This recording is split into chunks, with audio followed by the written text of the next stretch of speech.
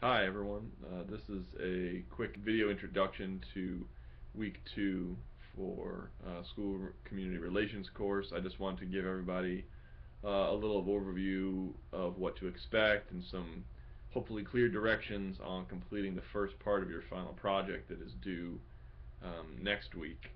You can look at the date on the syllabus for that. You'll be completing your current plan analysis. Um, you might enter this project in one of two ways. If your school has a written, pretty formal, and pretty comprehensive school, family, community engagement plan, then you should have that by now, or if you don't, be getting it in the next couple days.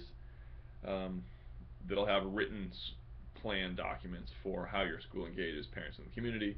If your school is lacking a plan, or if the plan perhaps is under your Title I plan, but it's really only a small piece of what your school does to engage parents and community, then you might need to start with that plan, but then add to it. What we're using as family and community activities are anything that is used to relate the community and parents with the school. That includes newsletters being sent home, using school space for community groups, either church services, athletics, if you rent out the gym, um, family nights, literacy nights, math nights, fun carnivals, parental conferences, even legally required IEP meetings where parents come to the school. All of those are ways which schools engage their parents and community. So what I'd like to see in the Course 2 Documents folder, there's called the Current Plan Analysis Worksheet. You're going to complete that worksheet, which is essentially a table asking you to describe all of the activities your school does throughout the year to engage parents in the community. I want you to use what's actually happening, so don't put things that we're planning to do but haven't ever done yet. So put current things you actually have done. In the descriptions section, I'd like you to put in number of participants, how often, once a month, once a week, how often does this occur, participation, high, low, and a little bit of just your reaction to the success of this uh, plan item. Is it seem to be working really well? Wish we could do it more.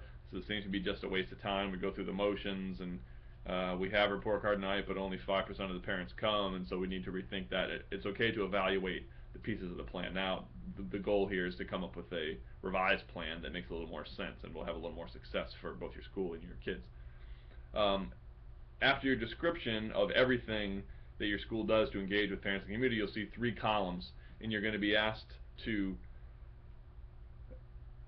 categorize each activity according to 3 typologies. One is Epstein's 6-part typology of parent engagement. So if this is an activity that involves parents, you're going to use that column and give it a 1 through 6, depending on what type. If that's parenting, parent learning in the home, collaborating with the community, the types are listed at the top of the worksheet, and there's a description in the introduction of the yellow book you read previously that gives a little more detail on what those categories mean. So everything that engages with parents, you'll categorize in that first column.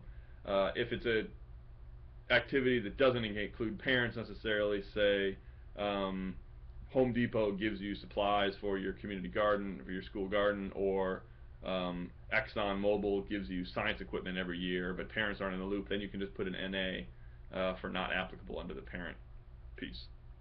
The next column you see is Grunig's type, and that is from the Public Relations Kowalski text. If you want to read up more on that, it's in, I believe, the first chapter there. You'll categorize it one of 4 ways. One way, two way, symmetrical, asymmetrical. So you'll select one of either a one way or two way type of communication, and a symmetrical or asymmetrical. Symmetrical communication is information that it has some benefit for the receiver, whereas asymmetrical just really is telling the story from the perspective of the teller, meant to make the teller look good. One way is communication that's only going out, and 2 ways communication where I'm both speaking and listening. So a newsletter that's sent to potential fundraisers would be one-way asymmetrical communication, because I'm just trying to make the school look good so that you'll be an investor in it. And I'm not giving you a chance to communicate back other than writing a check, which wouldn't count as communication in that sense. A two-way symmetrical communication might be having a parent cabinet at the school that met with the principal once a month to talk about their experience as parents, and how that have that feedback build back into the way the school operates. That's sort of the ideal form of communications, two-way symmetrical.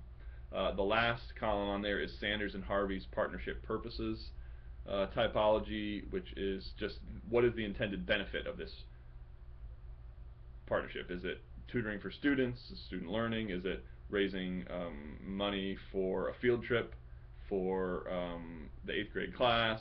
Is it to send teachers to professional development workshops? Is it whatever the categories are? So the categories are listed. The article is posted in discussion or course documents folder number 2. If you want to read it, it's optional reading. But I think you can sort of, it's pretty straightforward what the partnership purposes are. I think those are listed at the bottom of the worksheet.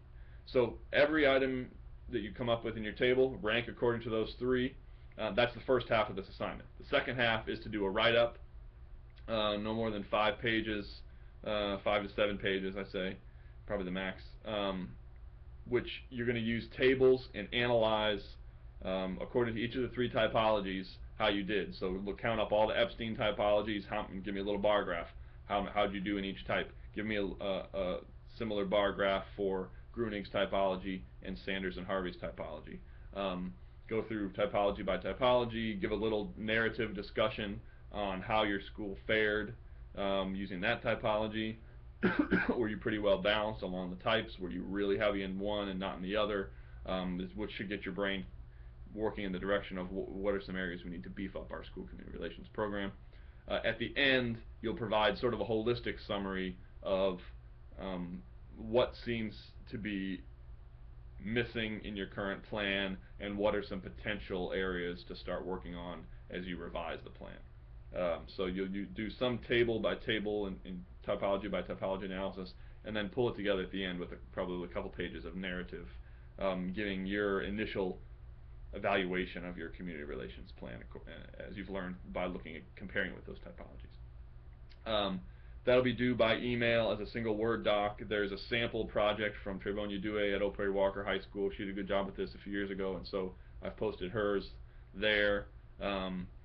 You'll see that she included the graphs in addition to a narrative and in addition to the full table. So I want to see both the worksheet and the narrative with graphs embedded in there as your final submission. If you have any questions, I'll be on email, and I look forward to seeing what you come up with for this. Be in touch.